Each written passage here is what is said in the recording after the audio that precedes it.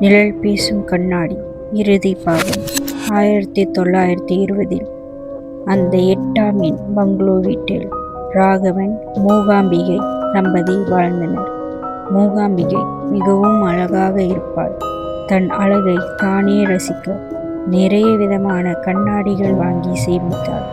அதில் 8 எண் பொறிக்கப்பட்டிருக்கும் கண்ணாடி ரொம்ப விசேஷமானது.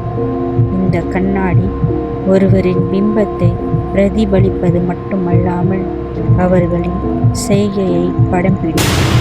ஒரு நாள் தன் கணவர் மற்ற பெண்ணிடம் தகாத உறவு வைத்திருக்கிறார் என்று தெரிந்த மூகாம்பிகை மனமுடைந்து அந்த கண்ணாடியின் முன்பு தற்கொலை செய்து கொண்டாள். அன்றிலிருந்து அவளின் ஆத்மா இந்த கண்ணாடியினுள்தான் இருக்கிறது என்ற நம்பிக்கை இருக்கிறது. அதன் பிறகு அந்த வீட்டிற்கு குடி புகுந்த சிலர் மர்மமான முறையில் காணாமல் போயிருக்கிறார்கள். அதற்கு இந்த கண்ணாடியும் ஒரு காரணமாக இருக்கலாம் என்று இணையதளத்தில் இருந்தது. இதை படித்த திவ்யா பேரதிர்ச்சியானாள்.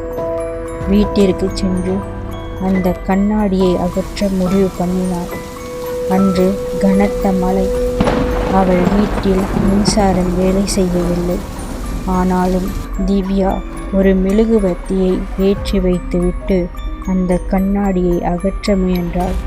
அவள் கைப்பட்டவுடன் கண்ணாடியின் பின்பகுதியில் பொறிக்கப்பட்டிருக்கும் எண் 8 இரத்தம் கசிய ஆரம்பித்தது.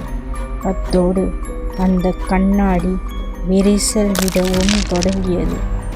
தொடர்ந்து ஒரு பெரிய வெளிச்சம் தோன்றி மறைந்தது. அந்த கண்ணாடியினுள் திவ்யாவின் பிம்பம் கண்களில் உயிரற்ற நிலையில் நின்றது.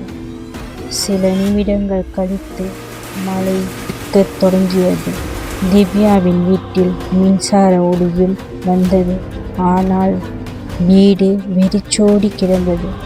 அங்கே அந்த கண்ணாடி மட்டும்தான் காட்சி தந்தது. அடுத்த வழிக்காக நன்றி. நான் தியா.